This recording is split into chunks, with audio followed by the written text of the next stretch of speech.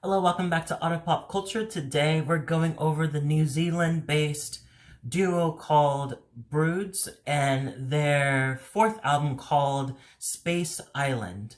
So I was not paying attention to the releases of singles in this album. I don't really know, I definitely paid attention to the last other singles, but I haven't paid attention to this one, so it's a good thing. It's a bittersweet thing because it's as much as I didn't know it was happening. At the same time, I got to.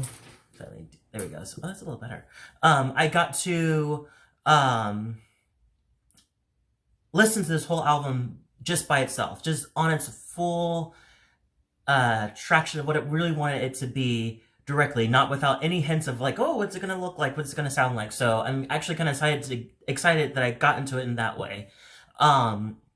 This album is definitely surprised me. I definitely know that they are very good at doing a lot of songs that have a lot to do with like loss and hurt and grief and heartbreak and all those type of stuff. And they do a really good job with it. Like since Evergreen that came out in 2014, it was really, really good. They talked about like, you have Every Time, you have Never Change, all those like intense songs. And then you go into Conscious, which is, I didn't really get into that one. Other than Heartline. I think it Heartline. I didn't really get into that one, but I definitely got into Don't Feed the Pop Star or Pop Monster, which came out in 2019. I have a video for that too if you want to. I'll leave it in the little description. But I really like that one too. Peach, Too Proud, a lot of good songs from that album. So now we're in this stage, and it seems like there were spaces where Georgia, who's the main singer with Caleb is usually, I think he usually does the instrumentals and everything. He's the production. They both were going through something at around this time when they were making it. So she was going through a hardcore divorce and he was going through his own breakup with his partner. So it definitely felt like a lot of what they were feeling was connecting very well. And this whole album is pretty much about loss, grief, and heartbreak. On top of the pandemic that happened around that time as well. So it didn't seem like they could get a break, especially with Don't Feed the Pop Star, with Too Proud, and it seems like they can't seem to get a break in that space. But I love the fact that they take all of that feeling and all that, they use that into their music, and I think it's really nice. It translates so well. So I'm going to get into this and talk about the songs I like and talk about songs I was like, with, and then also try to hone it into a full, and try to break down what I think these songs mean, including some of the things that I looked up and found out from Georgia explaining more things. So we start off with a song called Goodbye World, Hello Space Island. So apparently Space Island is supposed to be a space where they go to, that's out in space, of course, and it's a space where they can go to kind of clear their minds and get away from all this heartbreak and all this hurt that they're having. And both of them is what I'm talking about. And so they made this imaginary place to go to. So the first one's kind of entering you to like tell you like, welcome to it. This is where you're going. And she says, nostalgia presses up against the wall. Lumps of sadness gather in my throat. Goodbye to the world I know. I love this kind of like, then it turns into this like slow, funky kind of like production, which is really, really cool. And then it goes into Peace of Mind, which I do like. I didn't really star though, because I was still kind of feeling out the album. But this one talks about pretty much just adding more to the getting away from spaces to kind of clear your mind and have a better way of thinking and better space of mind. And one thing that she says, just like, I lay back in the grass, just waiting for the sun to burst. That shit's gonna fuck me up if I don't fuck up myself first. So I wonder if she means like she sit back, she's waiting for something good to happen and some change to her, feeling better about herself after this divorce, and she's worried that well, I don't really. I feel like I feels like the shit that fucks her up is the waiting for that sun to come, and she thinks that before the sun will come, like, she'll end up fucking her own self up. So then it's no choice. It's no use to having that sun when she's already being her own enemy in that way. Going into heartbreak is talk about her telling herself that it's okay to not be okay, and pretty much just talking about the idea of letting your process, your feelings just feel, let it all happen, you know? She says, let your heart break, give an opportunity to give your feelings, to get your feelings straight. And then she goes into, think I'm over feeling bad, but it doesn't last long. Now I'm thinking I need space to change, pace, an island of my own, pretty much. Going into Space Island. But, so I feel like in that space, it's just her telling herself, it's okay to be okay, it's okay to feel this heartbreak that she's dealing with through her divorce. And also, I think, because you don't really hear Caleb sing, I know he sang in Too Proud, so I was very shocked to see that he, as much as they talked about them having the same thing, and them writing their own songs, I couldn't really pull out which one was Caleb's and which one was Georgia's song. But I also feel like it could be a different way of it is their songs together, because they both were going through the same thing, or similar things. So I feel like that's the reason why she is saying, why it feels like it's one narrative for two narratives kind of thing. Distance and drugs. This one is very interesting. This one talks about the idea of, I thought I wrote it down. I guess I didn't. Because I wrote down so many things. So it's, so let's just start off with the first one. So why do you act like you're in trouble with me? Talk around your words like I'm your boss and you're trying to please.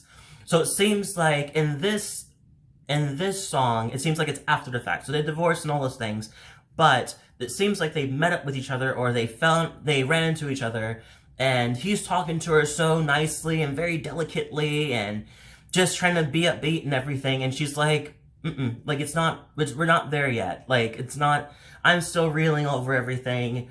So us kind of meeting and pretending like everything's okay is not really how it's going, not really what's happening. But she does ask herself, she's like, oh, okay, is this because you're still in love? She's like, are you still in love? Are you picturing it in the way that it was, way before all of the distance and the drugs? And then she says, why are you talking to me like it's all lovely? Did you think that 5 months, away was going to make me love you more? So it seems like she thinks that he had this idea of like, oh, we'll get a divorce, or we'll separate, and we'll have some space away from each other. But then when I'm ready to talk to you, I'll come through thinking that when I'm thinking that we're good to go, I'll come and approach you. And she's like, that's not how it works. Like, you can be okay with it, but doesn't mean that I'm okay with it. So it seems like it's a space where she's like, no, or it's just way too soon to be all like friendly with each other after going through a very like intense divorce. And also for Caleb, it's maybe his partner just like wants to talk to him, and he's like, no, not yet. Going into I Keep featuring Tove, which is, I'm so glad Tove is here. That's such a surprise. They barely do features, so when they do, it's insane. So this is really kind of cool. I love the production in this. It's a really, really good song, and it kind of goes into more of their ideas of talking about how the idea of staying in the relationship, even though it's like hurting them and damaging them as it goes. So she says, pressed up against the flame, thinking it's someone to love. I'm burning for no one, and still I keep. And then it goes to the chorus. I keep kissing electricity, feeling like the real thing to me. Feels like the real thing to me. So it seems like she definitely does still have love in this relationship. They both still have love in their relationship to their partners, but it seems like it's toxic. It seems like they shouldn't really be around if they're still being hurt, because she goes, find myself on the floor, still I keep coming back for more. Yeah, so yeah, pretty much it's just a habit of coming back and coming back and coming back. And she gets hurt, she goes away, she comes back because they love each other and everything, but it's just not the same. And I think that's a really good song. Tove comes in and does her. She is an expert with heartbreak and pain, and she definitely does it. And it's really good. Like a Woman kind of goes in more details about this. So in this whole album is pretty much her writing during the time of the pandemic and everything. This is her and Caleb writing all of this down to kind of get all of his feelings out, to feel, take advantage of this feeling that she has. So it's just like, I'm gonna write all this down, and Caleb's gonna help write his thing down, and then we're gonna put this all together to make an album. So I think this one, the next song, Like a Woman, is specifically for her. It could secondly be for Caleb too, because she, as much as woman as one piece, it could literally be the same thing for him. Maybe with this song, it feels like she's saying that you take care of me, be around me, and all these and do all these nice things. But at the end of the day, I never felt like a woman towards you. Like, you never treated me like a woman. You treat me like a child or a possession to have. But it wasn't. You didn't treat me like the adult that I am. And I think that's very tough. That's very interesting to talk about, because she goes, and I felt so loved, like a sweet little lady, but I never felt like a woman to you. I appreciate everything you would do, and I feel so safe in your bubble. Or in the bubble you made me, but I never felt like a woman to you. So it seems like she never really had her own space of being her and being a woman and being an adult and being responsible in that space. It seems like he wanted to keep her and possess her in that space, and not make her grow, and not help her grow, but more keep her in a space where he likes it. Going into Gaslight, they really throw everything out here. This one talks about exactly that, but it's a reverse. It's Georgia singing from the ex's perspective, and pretty much singing the gaslight to us, and just as like, no one loves you like I do, no one hurts you like I do. And at the same time, and with that sentence, it feels like she's pointing out all these things, just like he's saying these things that kind of keep with her, but she's also pointing out the things, is like, as much as you say that, but you also know that no one else also hurt me like you do. And she goes into, gave you drugs to ease your pain and help you remember the promises we've made. I know what's best for you, baby. If you depressed, can't leave it up to you. And then it goes to, don't walk out on me this way. Tell me you don't really mean the things you say. It seems like he's not getting the idea that this is definitely over, but it also seems like he's also making it seem like there's this promise that they had when it comes to the relationship. But I think that she's pointing out in a kind of reverse psychology, or some like, what's the word I'm looking for? Like, in a sarcastic way, in a way, it's kind of pointing out, it's like, yeah, but that's not how it works in this space where you are making it seem like, oh, there's so much promises that we made. We have all of these plans. It's like, no, it's not. But just because there's plans doesn't mean that's an excuse to keep going, Days are passing. This talks about, I feel like this is more about the pandemic directly, because she talks about like how days are passing. She wakes up and doesn't really go to coffee. She goes straight to weed and all these things. You just feel like there's nothing to do in her in the life, and she misses being out, and she sees life on TV, and that's something what she wants to be in. She wants to be out there and enjoy her friends and enjoy life, but she's stuck inside. So I definitely like that. I love when people put pandemic songs in their albums, especially if they do it with their point of view as well, because I feel like a lot of people have similar spaces where they are in a way, but I also think there's a lot of nuance in the space of where exactly you are, even though it could be similar. So like, everybody's inside, but so one person is like, I'm inside and I'm doing nothing. I'm in a horrible place of just like, this sucks. And there's other people just like, this is great. I'm inside, no one's bugging me, kind of thing. And there's other people that just like back and forth. Like, I want to be inside, I don't want to be inside, I want to be inside, I feel like there's a lot of nuance to how people dealt with the pandemic, or dealing with the pandemic, I guess, since it's still going. And Alien I thought was okay. I wish I had more detail about that, and I can't tell if it's about her finding new love, because it goes into a next song called If You Fall in Love. I'm not sure, but I love the guitar with the I love that. I think it's so nice, and it's so very surprising each time it happens, because in my head I can't think. I try to find the pattern of it, but I felt like there's the pattern. Well, maybe because I only listened to it once, but it surprised me every time it paused, like dun dun. I'm like, oh, nice. And then finally to the last song, If You Fall in Love. This one's talking about a new love that she came across. So this person is flirting with her and him, or somebody's flirting with Caleb.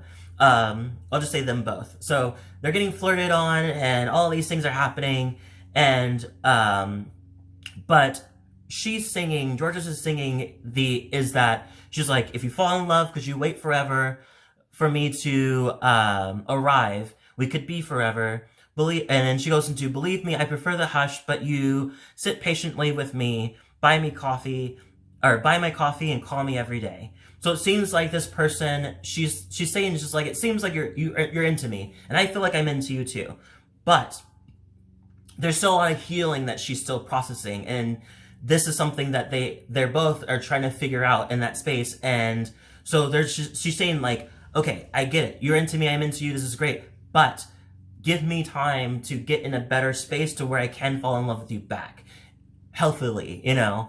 And then she goes, my need to prove that I can be free gets me caught up, I lose responsibility.